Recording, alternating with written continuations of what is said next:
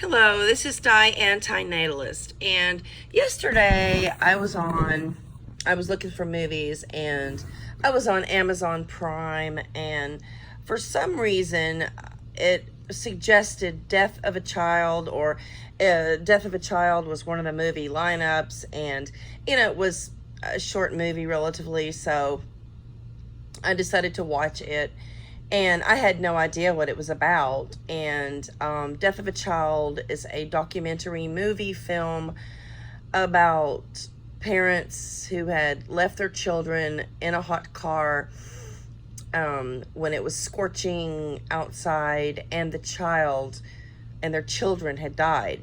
So, I believe it depicted about five parents. Most of them were male, and they were all walks of life, and in the end they had a round table kind of session, therapy session if you will, and you know they discussed in detail what happened on the day and the distractions that involve their children's deaths. Now, people put their children at risk all the time. We know that. And sometimes it's forgetfulness or neglectfulness, or, just by being busy or preoccupied. And parents do make decisions that put their children at danger. But the number one decision which punishes and penalizes their children was the one to bring them into existence in the first place. So the fact that the children died meant that they literally died prematurely, because they were going to die anyway sometime during their lives. But by dying in a hot car, they died tragically and prematurely and preventably. Now, one thing that was really, really sad about the parents' reports was that within all of their trauma and, their absolute grief, they realized that the public did not embrace them. And since it was accidental, they still received a lot of judgment from their peers, from the community, from even their church community. And that was just another tragedy that they had to deal with.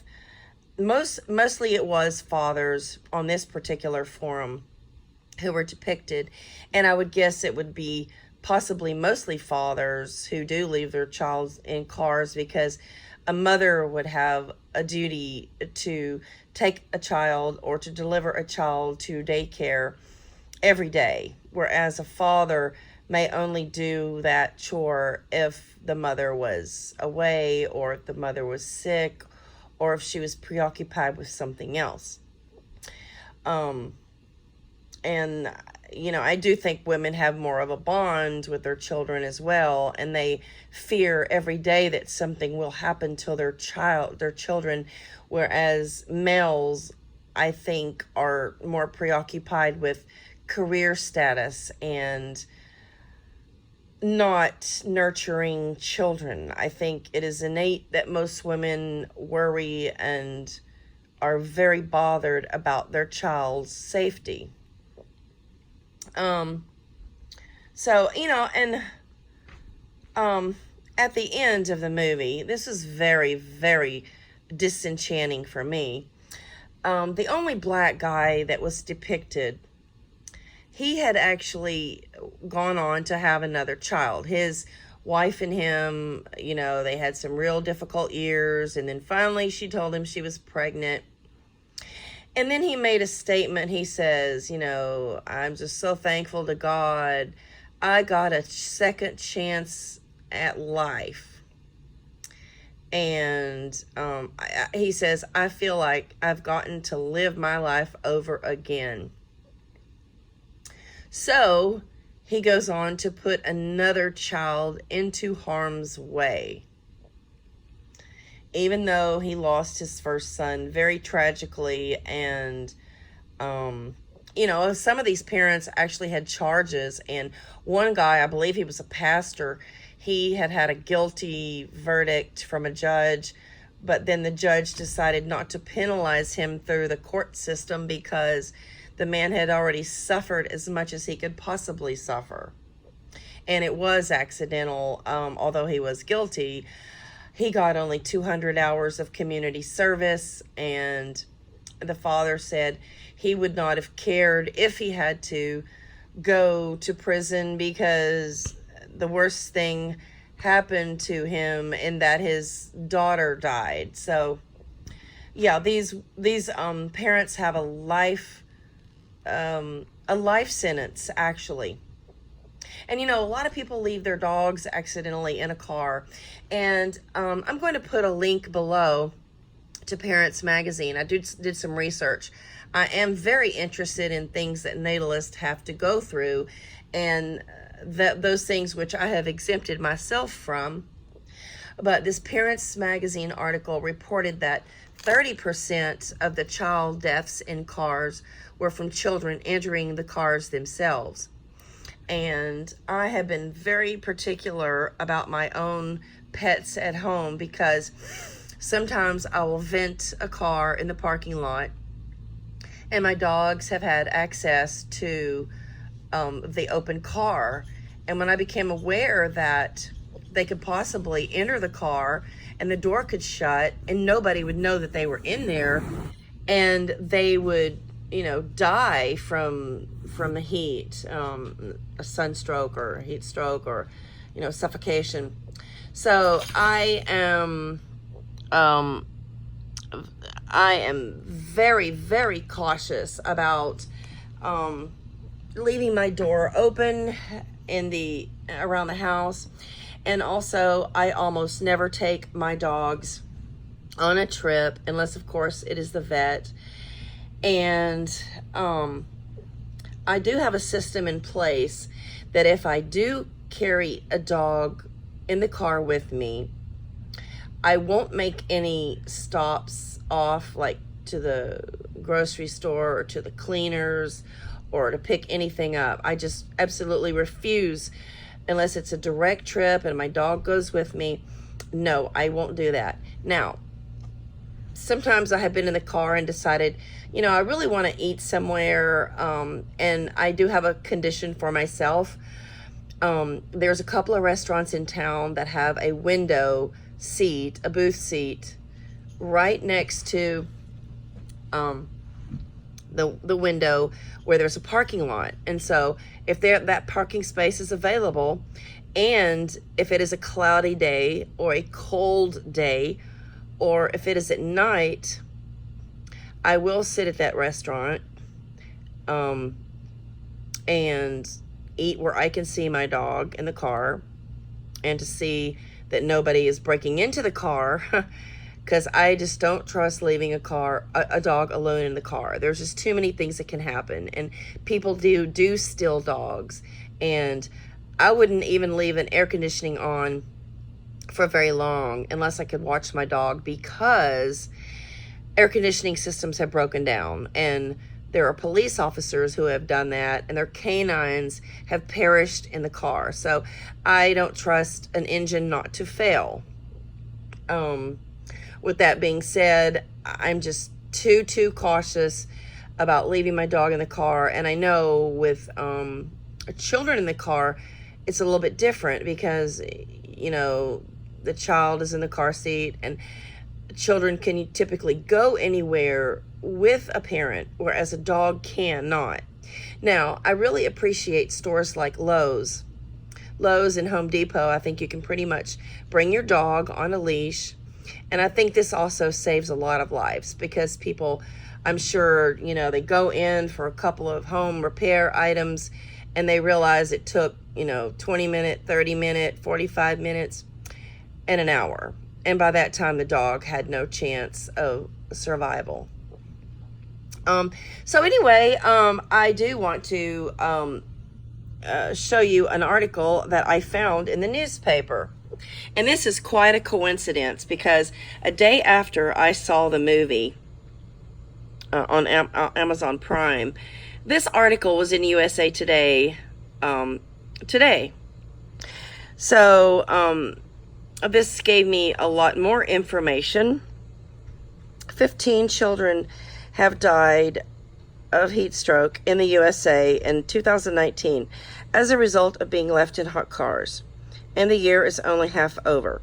3 of the deaths occurred since June 22nd, and extreme heat is likely in the South and parts of the Midwest, heading into the 4th of July. The latest hot car death came Thursday evening in Morristown, Tennessee, when a 3-year-old boy was found in a minivan after he had been reported missing since 4 p.m. The temperature had reached 90 degrees. Officers found the child deceased on the floorboard of a minivan that was parked on the property.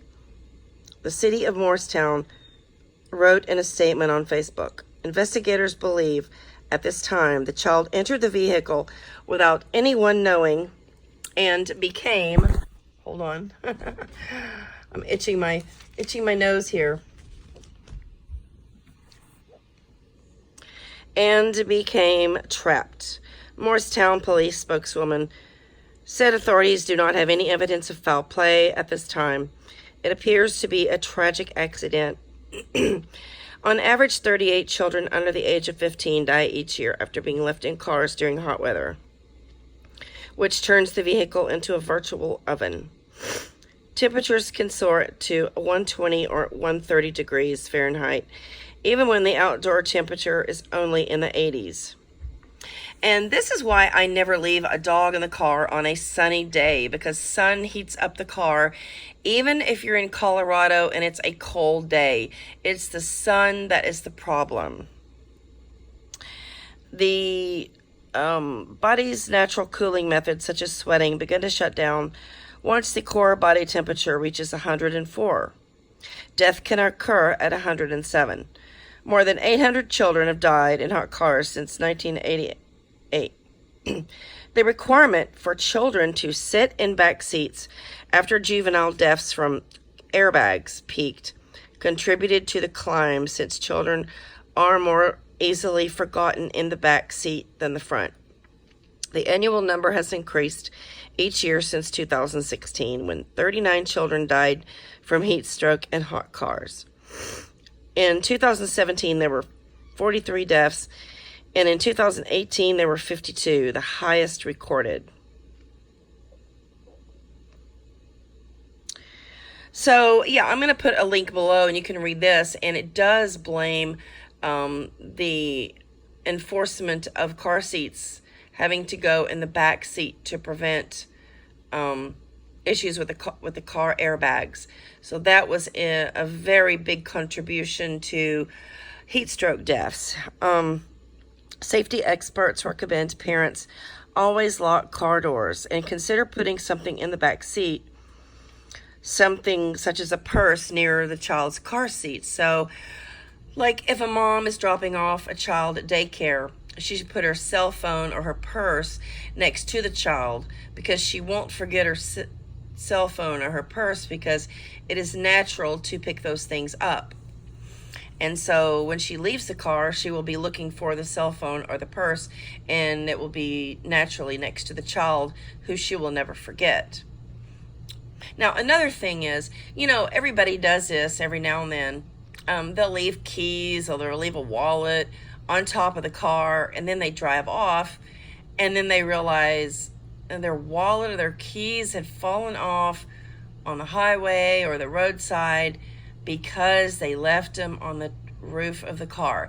Now, it was so accidental, and the brain temporarily misplaces those thoughts, not thoughts, but misplaces those incidences, because it's not something we do all the time. Let's say we have a bag of groceries and we don't have anywhere to set our wallet down, so we put it on top of the car or on the hood of the car, and then we drive off and forget it. That is because the brain does not process that in a long-term fashion. And so if a parent, such as a husband, a spouse, a father, is taking a child to daycare when he usually does not take the child to daycare, and possibly the child falls asleep in the back seat and doesn't make any noise, the father goes into work and, forgets to drop the child off. So he was totally unaware, and it was a forgotten tragedy, totally accidental, that he left the child in a hot car because it was not his natural duty. There are car seat monitors in various apps, such as Cars for Kids Safety, that can be programmed for reminders. On June 22nd, a 1-year-old boy died after being left inside a hot car in Galveston, Texas, for about 5 hours in a parking lot of a restaurant where his father was working. A parent left the child in the family's Chevrolet Tahoe before work at 11 a.m. When the parent returned, the boy was unresponsive. The temperature had reached a high of 92 in Galveston. Experts say the air temperature in the truck was probably past 135 degrees. No one has been charged in either Texas or Tennessee deaths. The Galveston death was a third hot car death in 3 consecutive days in Texas, after a 4-year-old boy and 11-month-old girl in other parts of the state died after being left in sweltering vehicles. Texas records more heat stroke car deaths than any other state, and I believe it. It is one hot state. That is why I moved. Anyway, yeah, I do want to shed some light on this, and I'm going to title this child safety or something. I certainly don't want any child to suffer and die in a car any more than I would want a cat or a dog or bird to suffer and die in a car. But first and foremost, let's address the harm of existence. And placing a child into existence determines their guaranteed death. So let's prevent all deaths. That means preventing all births. Thank you for watching my video. Please subscribe and share and reply.